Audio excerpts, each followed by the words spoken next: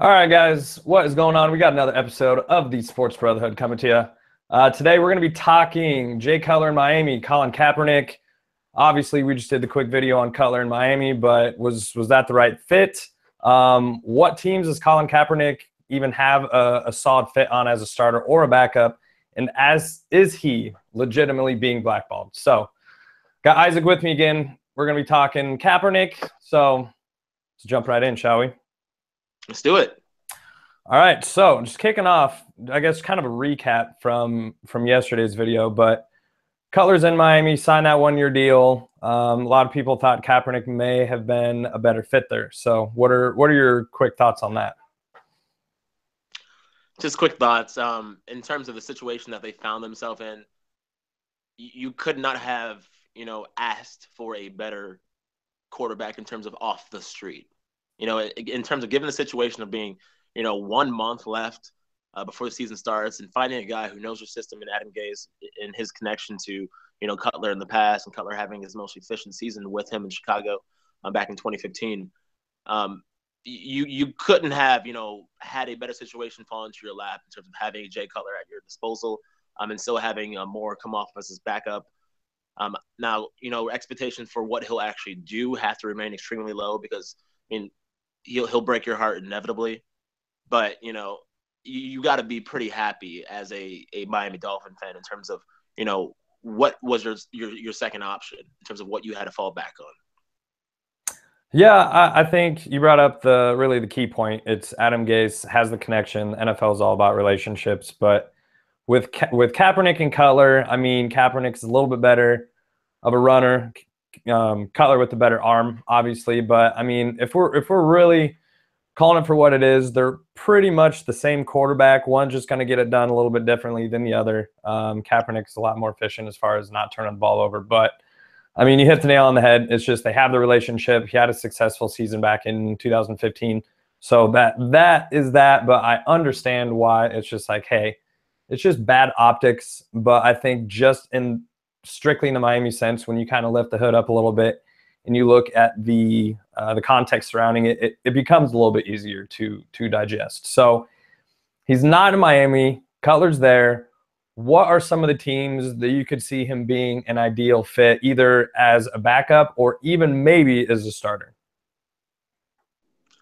Obviously, you just mentioned that we talked about it a little bit yesterday in terms of the Dolphins. I mean, he can still come in and probably be your backup because, I mean, if Cutler's dad body is supposed to get through a grueling 17-week NFL season, I mean, he hasn't been in a gym. He hasn't really been working out.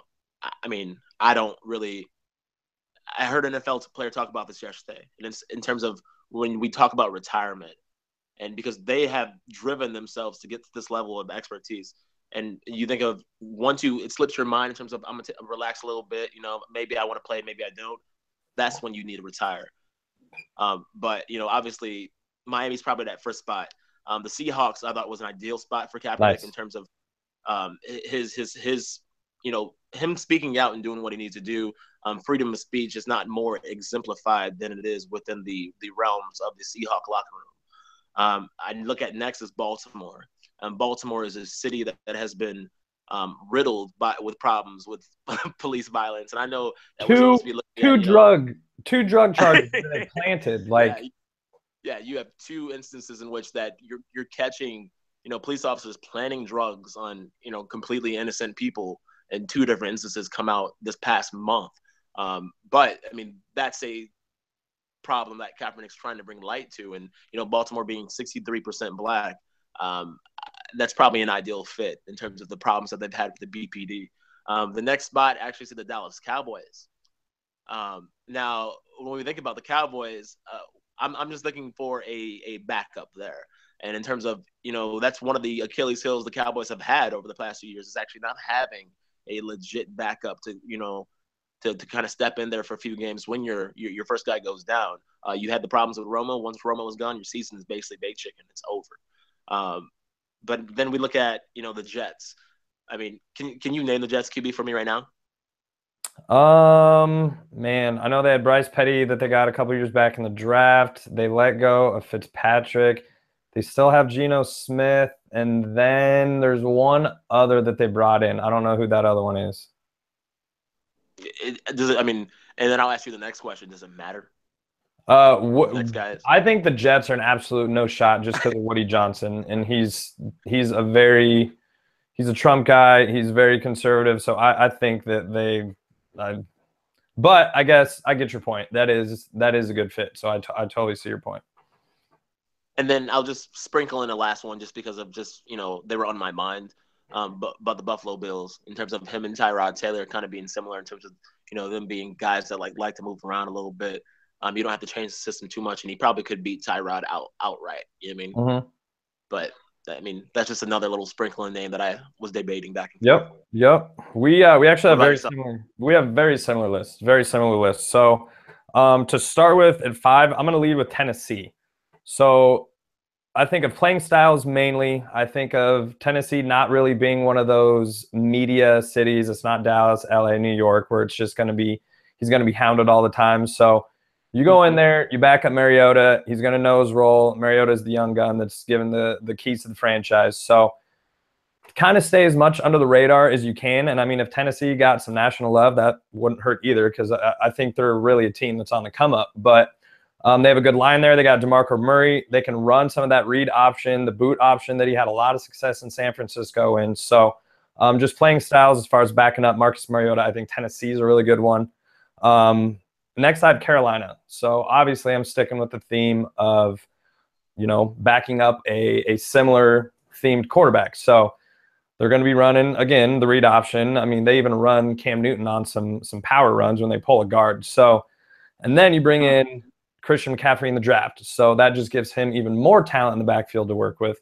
So I got them next.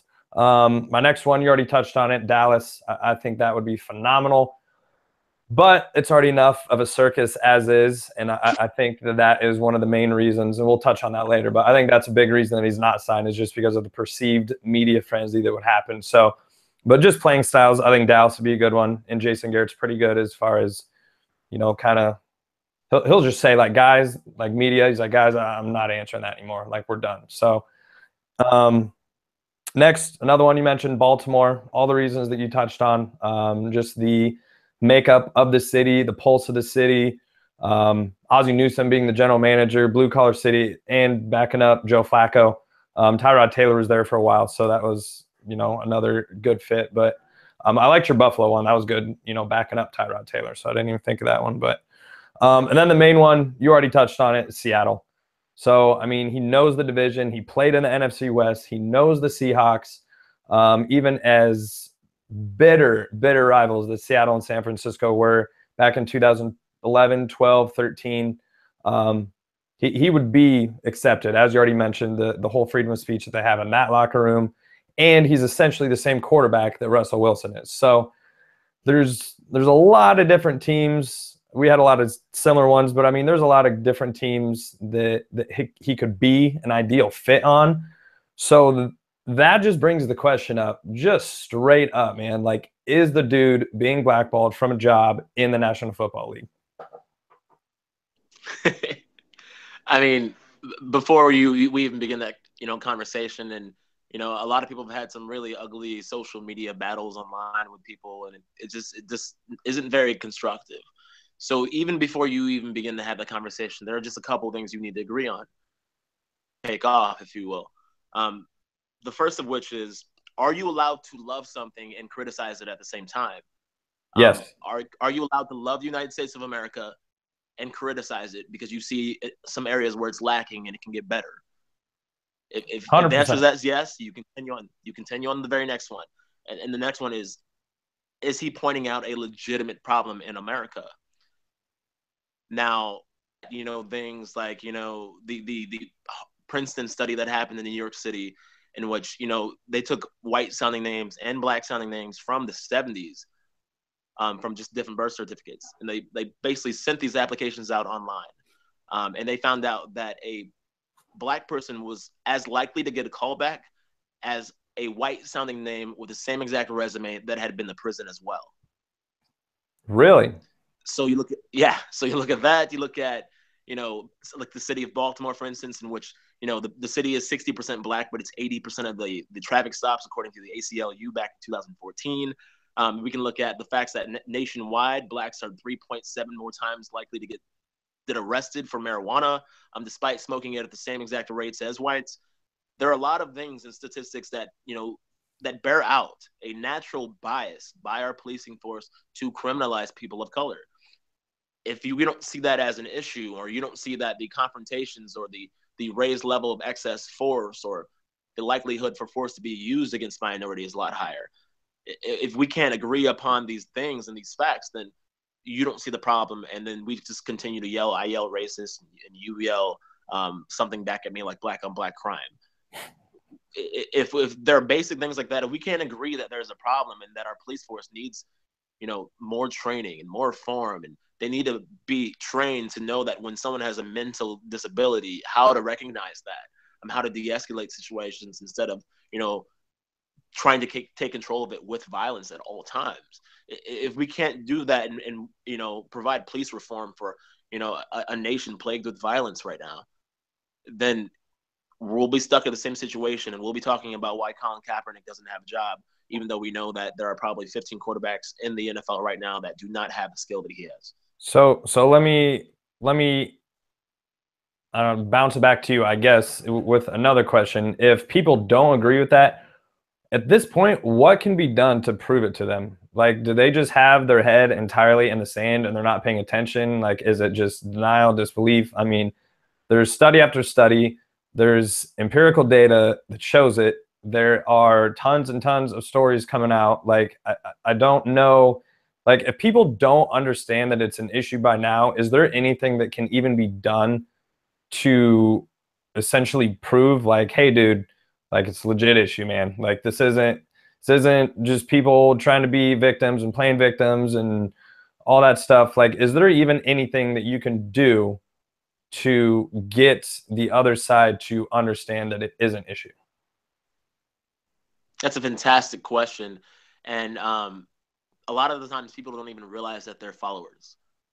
So in this situation, similar to the civil rights, even back in the day, the only reason why, proper steps were taken in the right direction is because a prominent white men stood up and said that there's a problem. You're going to have the most famous black person in the world with all the power in the world.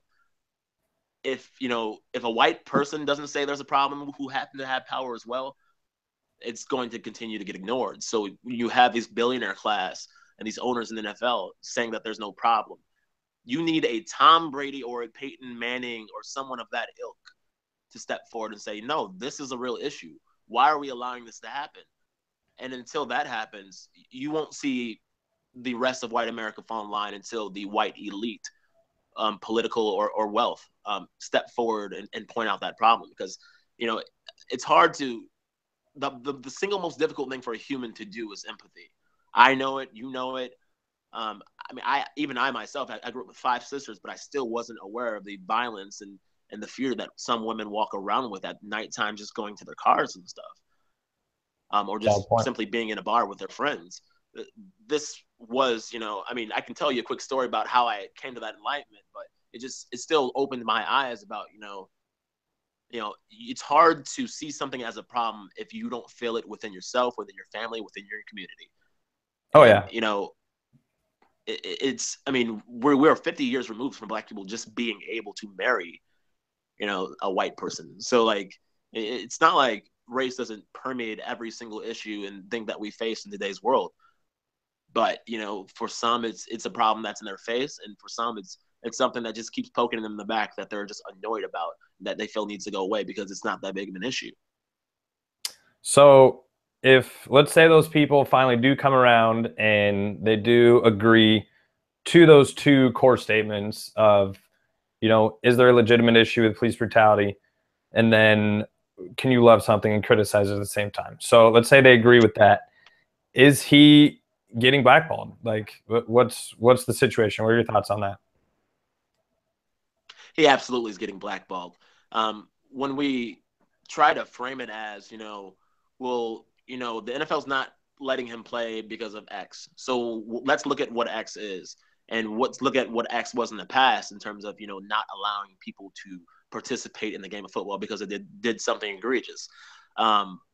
Obviously, in terms of Dante Stallworth, you can kill somebody and get a DUI and be let back into the league. That's obviously not that bad of a deal. And you don't fear the fans on that one. Even Ray Rice, when he made his wife unconscious and dragged her out of the elevator like a sack of luggage, Baltimore posted on their website of their fans giving him a standing ovation, trying to welcome him back in. This is after the video was posted. So where's the line? He hasn't got signed though, so he's in the same. His career's probably over. His career is over. But guess what? If that video had never been released, would he probably be in a Baltimore uniform today?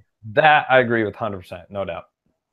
You know what I'm saying? Like, so the things that they'll go, I mean, it just shows you the NFL doesn't really have any principles or fundamental things that they fall upon, like saying, yes, that person play, or no, that person can't play. They kind of just go with the public opinion.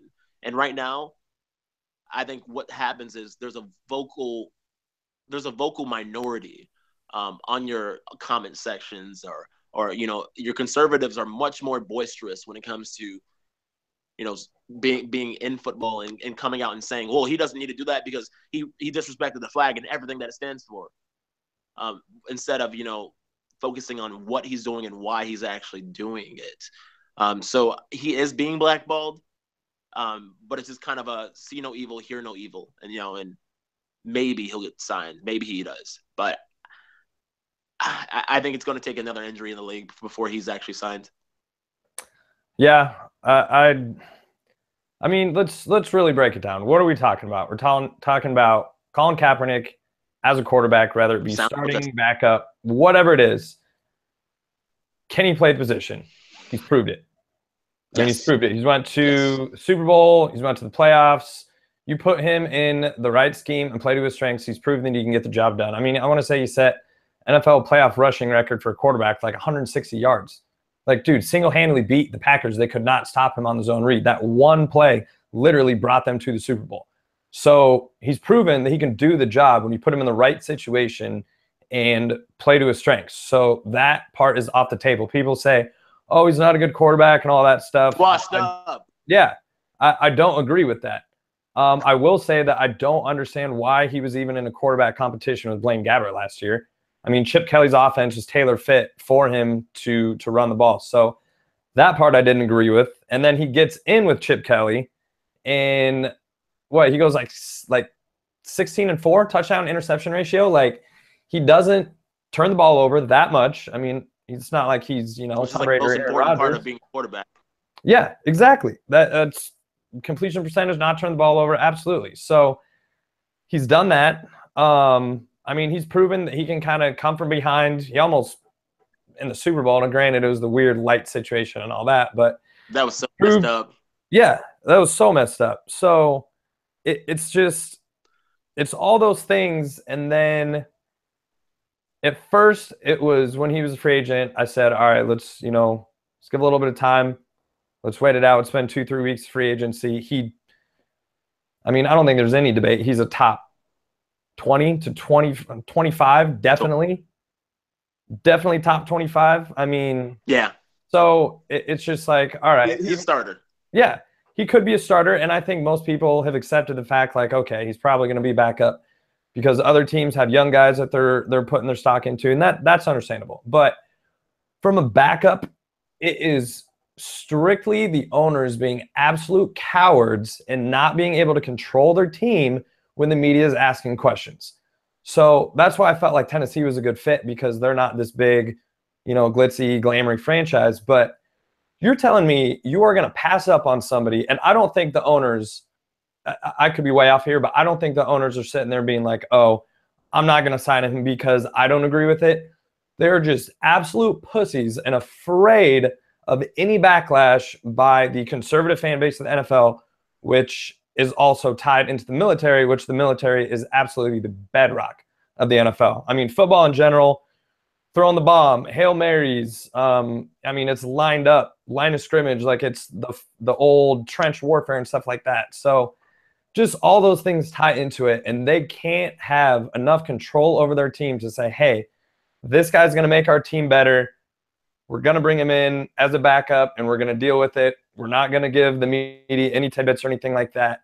And they just know that if they sign him, it's just going to be media frenzy, and they can't handle it. And it's just, they should be ashamed. You're going to be an owner of an NFL team, and you're going to cower over those things instead of getting out in front of it and saying, yes, we're bringing him in. He's going to help our football team. And there's plenty of people out there that are going to support that instead of cowering down to, oh, well, we might come off as unpatriotic. So I don't know if blackballed is the right word for it, but it's absolutely some form of not collusion, but there is absolutely some form of a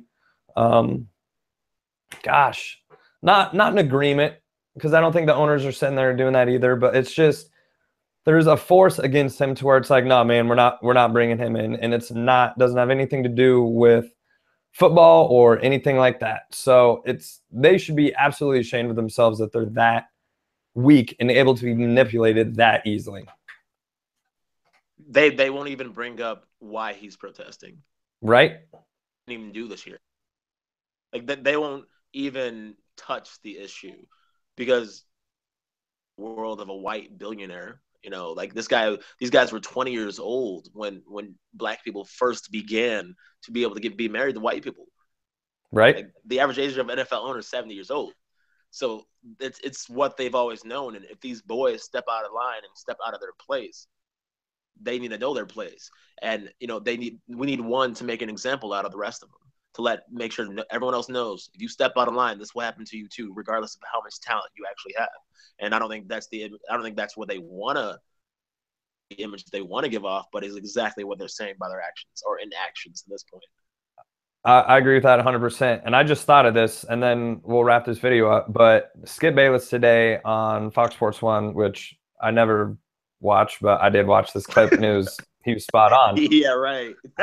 You know my opinion on FS1, man. But anyway, so he was saying if the majority of like black stars in the NFL were just like, nah, man, we're not playing this week, like, and just sat it out and just took the fine and took whatever, he was like, that would change instantly. And I thought that was so, it's true, and it's something to where it's kind of those put up or shut up. Like, I'm not going to sit here and say, oh, they need to do that because that's not my money. They're going to get fined. They're going to miss the game check, all that stuff. There's going to be some form of repercussions. I don't think any suspensions, but it's something that really got me thinking, like, man, that probably would work. So I don't know. What are your thoughts on that? I think showing that line of solidarity, and in terms of, we all know who the most talented players are in the league, and not a quarterback, it's probably going to be a person of color. Like, right? That's just reality. African Americans are born with more physical gifts than whites. It's just the way it is. It could be evolutionary. It could be, quick twitch muscle fibers, whatever you want to talk about it.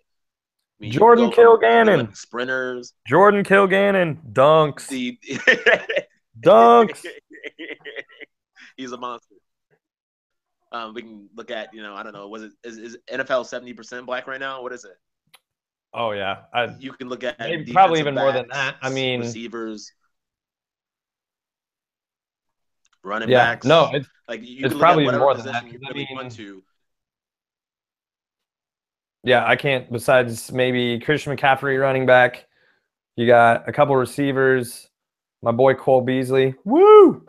But yeah, man, it's. Mm-hmm. So what would the league look like if it was all white? You cut out what? Say that again. You cut out. Yeah, you were cutting out too for a second. But what would the league look like if it was all white? The really 1940s. It'd be a lot of running. It'd be a lot of running plays, brother. A lot of running plays. It looked like the 1940s and be like 10-7. I mean, part of the problem with the NFL though is they don't really have a strong players union. Some kind of black solidarity and gather all the black biggest names in the NFL and have them all come together and say, you know what, on X date we're not going to play. We're going to show solidarity for Colin Kaepernick and for the issues that he's bringing light to, send a trimmer down the NFL, and they'd be like, "Oh crap, these guys have more power than we thought they did." Because the problem is, it's the same thing with any employers anywhere. If they don't have a strong union, they don't realize how powerful they actually are together, because they are the workforce and they are the lifeblood of what's actually happening. So if you had Odell Beckham, if you had, let's just go off the top of the dome in terms of some names, Crabtree, if you had even the quarterback out in Tampa Bay, if you grabbed, Tyrod Taylor as a starting QB, if you grabbed all these guys and you basically said, on week 4, we're all sitting out. And this is just our protest to say, hey, what Cap did was justified, and what you guys are doing to him right now should not be tolerated, and will not on this Sunday. Because I still got to pay my kids. I mean, next week. I still got to feed my kids next week. But on this Sunday, if you had something like that, change, and it would shake things up in a way that we haven't seen since maybe the 50s or 60s. Oh yeah, I agree. That's why I saw Skip Bayless say it, and I was like, man, he makes a really good point. But I think we're both starting to cut out. I'm pretty sure the little dude is on YouTube upstairs, so I'm sure that's hogging all the bandwidth. But yeah, for those watching, let us know. Do you guys think he's blackballed? I mean, is it something to where, he does have good fits on other teams? So let us know. As I always say, like, subscribe, comment, all that good stuff. So, yep, we'll be back here, I don't know, sometime soon. Football season coming up. So we'll see you guys.